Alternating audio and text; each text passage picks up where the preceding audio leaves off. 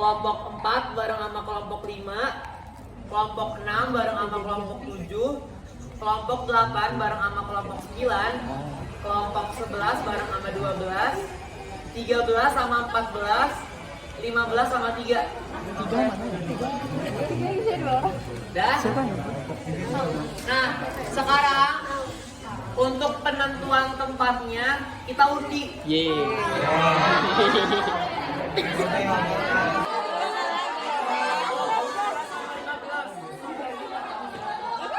Stasiun Gadung Sate.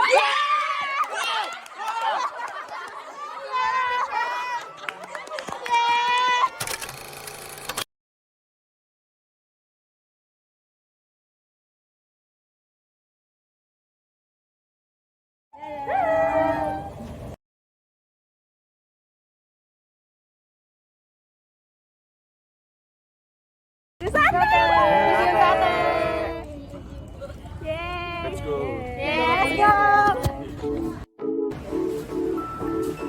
Hai guys, jadi kita udah masuk. Nih, ini dingin, tapi aku nggak tahu di mana.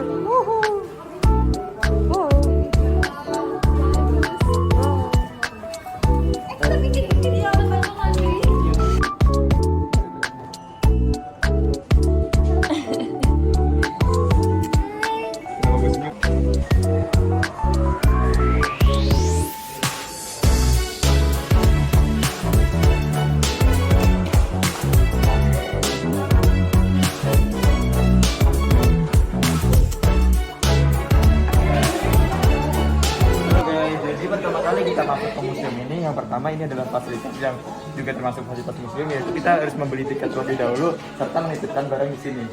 Seperti itu. Seperti ini keadaan tempatnya.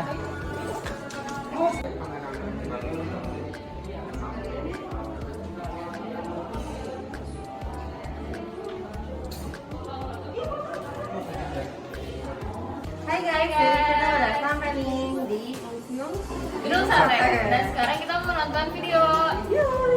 Ayo ikuti ya guys. Ayo.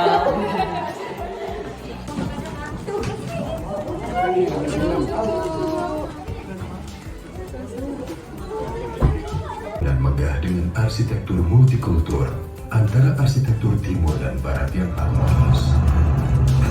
Satu abad menjadi saksi sejarah cerita tentang perjuangan bangsa Indonesia.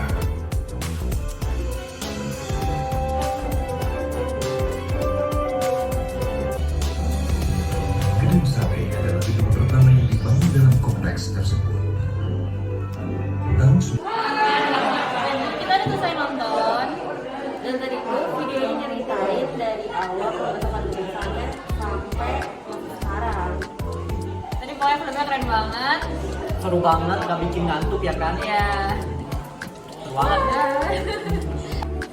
Halo, jadi ini kita ada di sejarah kota Bandung. Ini dari 1810 sampai 1920. Di sini tuh pertamanya bakal ada pengaturan gedung-gedung yang penting. Dan di sini udah jelas banget ya. Di sini udah jelasin dari awal gimana bentuk bangunannya, terus akhirnya jadi sekarang. Di sini tuh ada ITB ya. Jadi ada ITB guys. Ini salah satu kebanggaan kota Bandung dan kita. Nah, di sini ada Gedung Sate seperti dibuat. Ini Bandungnya masih kosong banget. Terus di sini juga ada peletakan Gedung Sate. Bisa dilihat map kota Bandung. Terus di sini ada perencanaan lokasi pusat instansi pemerintahan. Jadi lihat gambarnya. Keren guys. Tuh kalau kata Arya keren. Jadi di sini tuh ada gimana sih ide awalnya tuh terbentuknya Gedung Sate. Jadi Gedung Sate di sini tuh dirancangnya tuh pakai konsep arsitektur Indo-Eropa. Jadi dia tuh lebih menampilkan pendekatan fungsional gitu. Terus buat luas lahannya sendiri, Gedung Sate itu sekitar 28.000 meter persegi. Untuk luas bangunannya sendiri sekitar 11.000 meter persegi. Terus kita lanjut ya, ada yang di sini. Jadi selanjutnya itu ada proses pembangunan. Nah,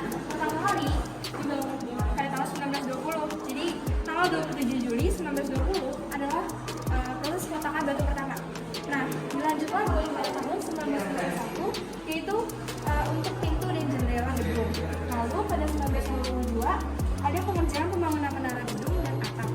Dan selanjutnya pada tahun 1923 ada penyelesaian bagian dalam awal lantai 1 serta penyelesaian ornamen alam di awal gedung. Dan terakhir pada tahun 1924 adalah menara selesai dibangun seutuhnya. Ini adalah struktur bangunan dan arsitektur dari gedung sate. Nah, ini kita bisa lihat di sini terdapat potongan-potongan dari gedung sate. Nah, selanjutnya itu terdapat menara gedung sate yang menyerupai dengan bangunan tradisional dari masyarakat Sunda. Kemudian ada kolam menara yang berfungsi sebagai menara kuda dan menara pandang. Nah, ini menyerupai dengan menara Giraga di Spanyol. Kemudian ada dengan jendela. Jendela ini merupakan penggabungan dengan arsitektur barat. Lalu selanjutnya ada beberapa ornamen-ornamen lain yang juga terinspirasi dari bangunan-bangunan yang ada di seluruh dunia. Misalnya dari orang pasar dan pelopon yang terinspirasi dari bangunan candi yang ada di Jawa, lalu ada yang terinspirasi oleh istana yang ada di Spanyol. Ini seperti ini, kalau pada masanya ini terinspirasi dari istana yang ada di Spanyol. Seperti ornamen di atas pintu ini juga terinspirasi dari candi yang ada di Jawa. Pasar juga terinspirasi dari istana yang ada di Spanyol. Karena di saat ini kita mengambil inspirasi dari masjid yang ada di Indonesia. Lalu di sini ada rumah jaga yang terinspirasi dari istana yang ada di Spanyol. Jadi intinya referensi yang diambil dari kebijakan ini itu mengambil dari inspirasi yang ada di timur dan barat yang ada di dunia, yaitu Asia dan Eropa. Nah, jadi gedung sendiri itu adalah gedung kedua yang ada di Bandung. Dan di sini buat lari gedung itu ada yang di Bandung. Itu merupakan bulatan yang ada di lambang si gedung sate, ada 6 bulatan merupakan kebiayaannya yang kita berikan. Terus habis itu dilanjutkan juga dengan tahan gempa. Jadi dilanjut gedung pertama yang dibuat dengan bentuk-bentulan dari semen konkret. Dan untuk pekerjaannya sendiri itu membutuhkan 2.000 orang dalam gedung sate sendiri. Kita masuk ke budaya sama peraturan dari gedung sate itu sendiri. Jadi disebut dari gedung sate itu terbuat dari bahan batu bangunan yang diambil dari tambang batu Ancaman di ujung Beruk sama Ciputat. Nah, di daerah ini tuh sekarang dikenal namanya Sindaklaya di ujung Beruk. Nah, gedung sate ini tuh punya peraturan atau regulasi tersendiri. Jadi pemerintah kolonial Belanda itu menyusun peraturan bangunan khusus yang diantaranya biar bangunan di sekitar gedung sate itu tidak boleh melebihi atap gedung sate. Yang kedua, bangunan sekeliling gedung sate dalam radius 1 km harus menggunakan atap siram. Yang ketiga, setiap pabrik hanya boleh dibangun 80%. Jadi jangan melewati 20%.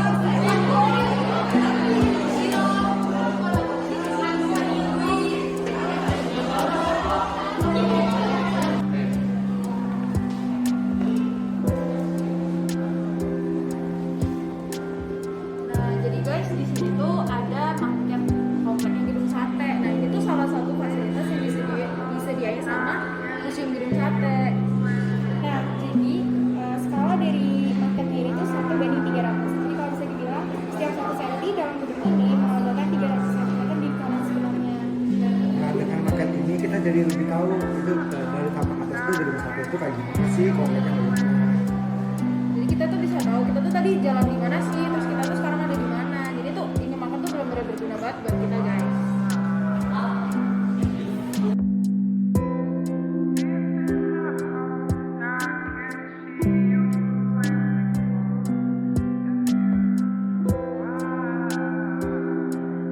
Jadi di Museum Gedung Sate ini juga disediakan fasilitas yang menunjang gimana sih kita bisa belajar di Museum Gedung Sate ini. Contohnya ada TV yang menggambarkan gimana sih denahnya gedung sate, gimana desain-desain bangunannya, terus tampak-tampaknya itu kayak gimana.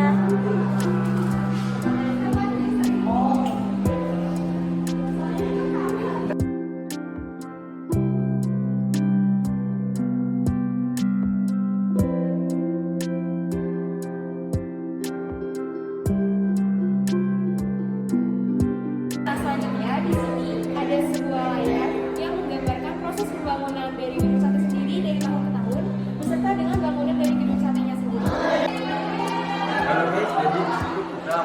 menciptakan fun fact yang ada di gedung sate. Yang pertama yaitu adalah gedung-gedung di sekitar gedung sate ini tidak boleh melebihi ketinggian dari gedung sate itu sendiri. Lalu yang kedua, jarak 1 kilometer gedung sate yang ada di sekitar gedung sate itu harus menggunakan atap sirap. Lalu yang ketiga, bangunan di gedung sate ini menggunakan fondasi yang tahan terhadap gempa. Selanjutnya itu benang bulutan yang menyerupai sate yang berada di atas gedung itu merupakan penangkal petir dan biaya pembangunan itu mencapai 6 juta gulden. Jika dirupiahkan sekarang itu sekitar miliaran rupiah. Nah, selanjutnya itu para pahlawan yang mempertahankan gedung sate pada saat serangan Belanda itu dikubur di belakang halaman gedung sate oleh musuh dan ditemukan akhirnya dipindahkan ke makam pahlawan. Itu guys, fakta-fakta yang ada di gedung sate. Masih Selanjutnya, di sini terdapat 7 pemuda yang mempertahankan kemerdekaan melawan pasukan Burka dan makamnya dikuburkan di halaman belakang gedung sate. Nah, untuk di sini, di yang poin sini dari sini adalah bagaimana proses perjuangan 7 pemuda tersebut. Untuk pemuda tersendiri itu ada di antaranya Rio Susila, Supriyono, Subagaya, Mutaruddin, Suhodo, Budi Haryoto, dan untuk kedua pemuda ini sayangnya tidak ditemukan. Jadi di sini ada salah satu fasilitas yang ada di museum gedung sate yaitu algoritma, di mana fasilitas ini digunakan untuk kita menonton film berupa sejarah dari gedung sate itu sendiri yang biasanya berdurasi sekitar 7 menit. Dari sini seperti ini keadaan dari audiovisualnya.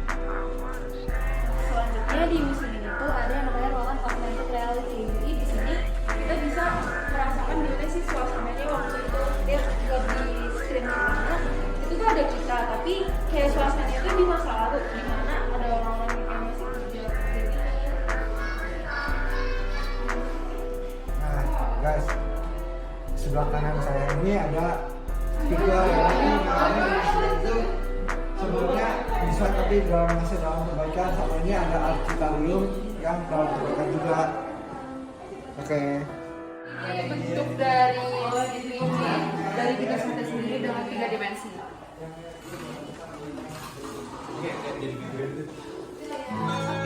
Di sini juga masih perspektif 3 dimensi.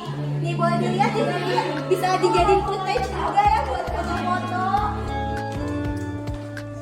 Oke. Nanti sebelah sini kita langsung ke pintu keluar.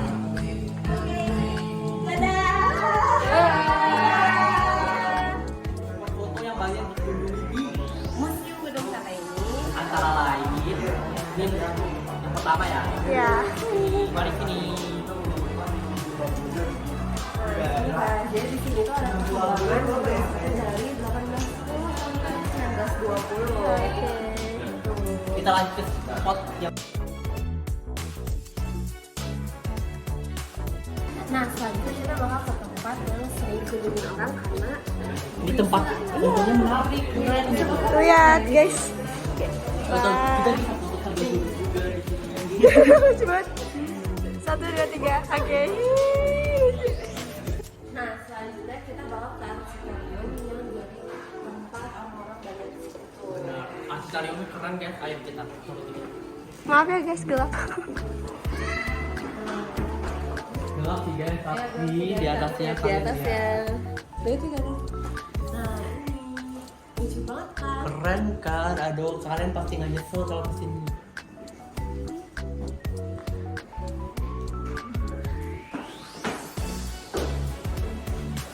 Halo. Sepertinya buku favorit juga ya di. Iya, soalnya ini tuh ada hal jadi kita bisa muncul ke dalam itu. Kok bisa? Oh iya tuh lihat guys.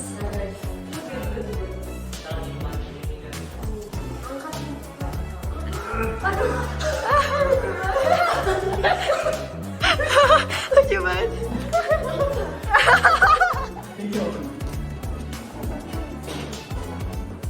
Tempat ramping yang banyak dikunjungi oleh wisatawan di gedung sate ini antara lain ini. Keren. Ini tuh buatan dari anak-anak SMA loh. Lihat. Keren. Kalau kita foto di sini tuh kayak estetik banget gitu loh. Instagramable.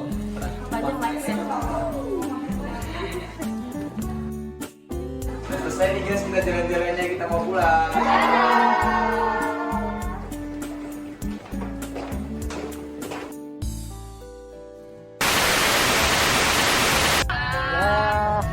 Ya.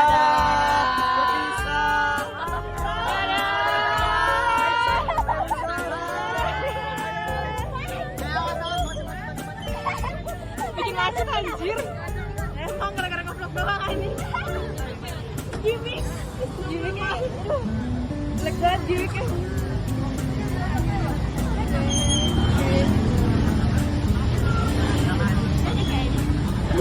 Kami jalan. Lama ya? Nggak rapet. Bang, nggak rapet. Gimana anjir? Nah. Buka kaca. Dah. Gak dibuka kacanya. Jahat banget. Anjir.